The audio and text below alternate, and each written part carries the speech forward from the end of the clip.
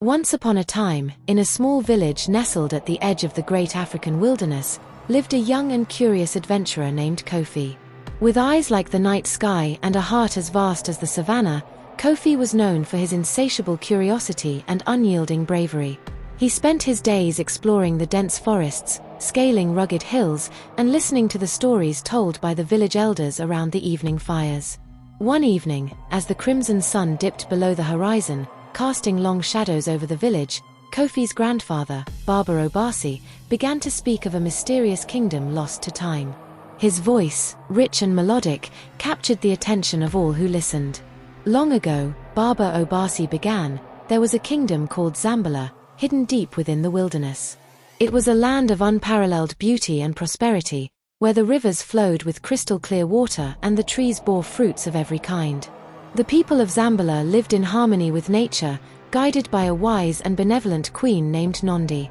Baba Obasi paused, his eyes glistening with the reflection of the firelight. But one day, a great darkness fell upon Zambala.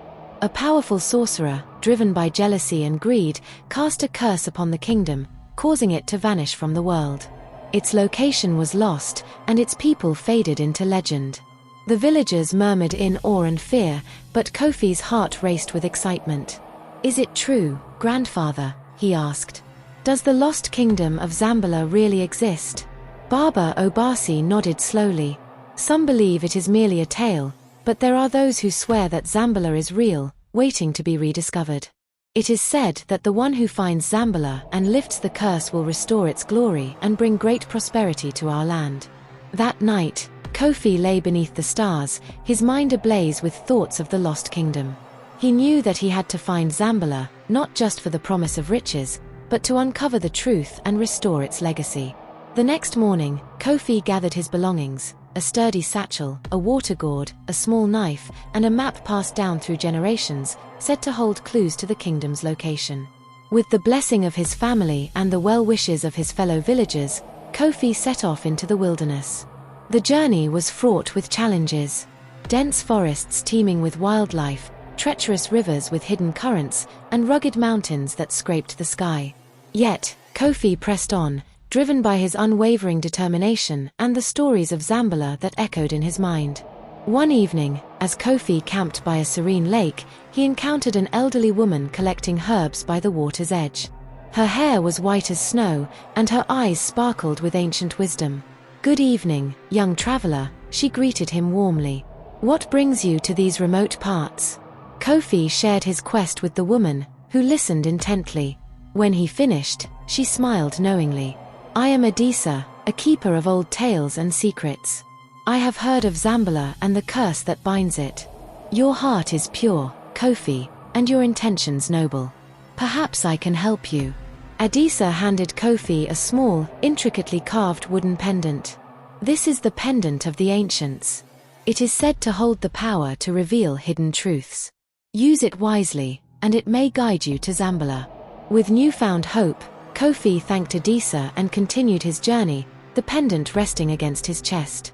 Little did he know, his adventure was only beginning, and the path to Zambala would be more perilous and wondrous than he could ever imagine. Kofi's journey took him deeper into the wilderness, where the terrain became increasingly unforgiving. The forest canopy thickened, blocking out the sun and casting an eerie twilight over the landscape. The air was thick with the scent of damp earth and the calls of unseen creatures.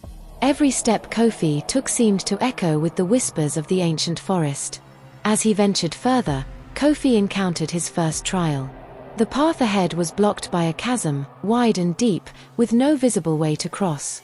The sound of rushing water echoed from the depths below, a reminder of the unseen dangers that lurked within the wilderness.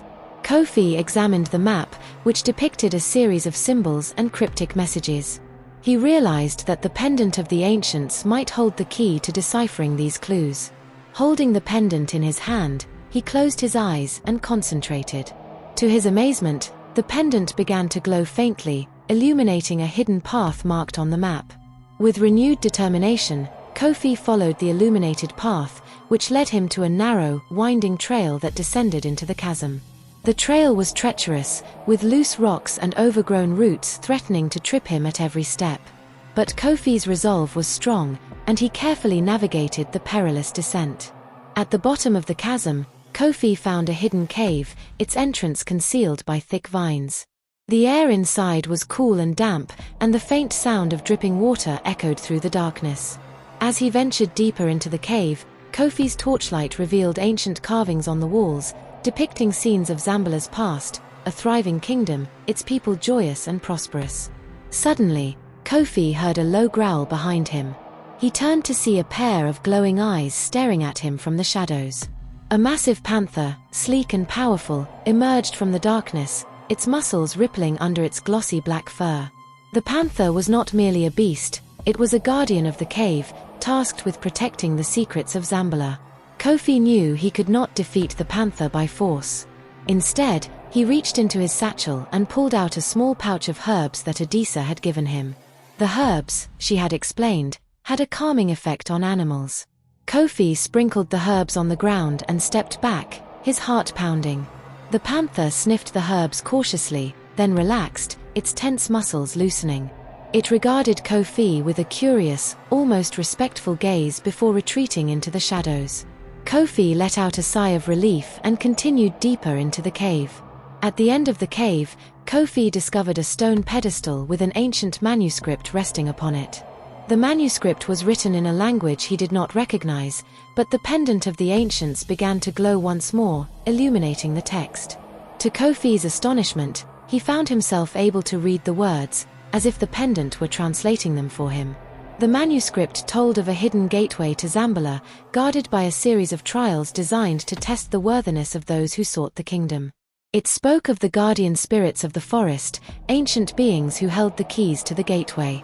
To find them, Kofi would need to journey to the heart of the wilderness, where the oldest and tallest baobab tree stood. Armed with this newfound knowledge, Kofi left the cave and continued his journey. The wilderness seemed to grow even wilder and more untamed, but Kofi's determination never wavered. He followed the map and the guidance of the pendant, encountering numerous challenges along the way. Despite the hardships, Kofi's spirit remained unbroken. He learned to listen to the sounds of the forest, to understand its rhythms and patterns. He found sustenance in the wild fruits and roots, and he grew stronger with each passing day. Finally, after weeks of arduous travel, Kofi arrived at the heart of the wilderness. There, towering above the surrounding trees, stood the ancient baobab. Its trunk was massive, gnarled with age, and its branches stretched out like welcoming arms.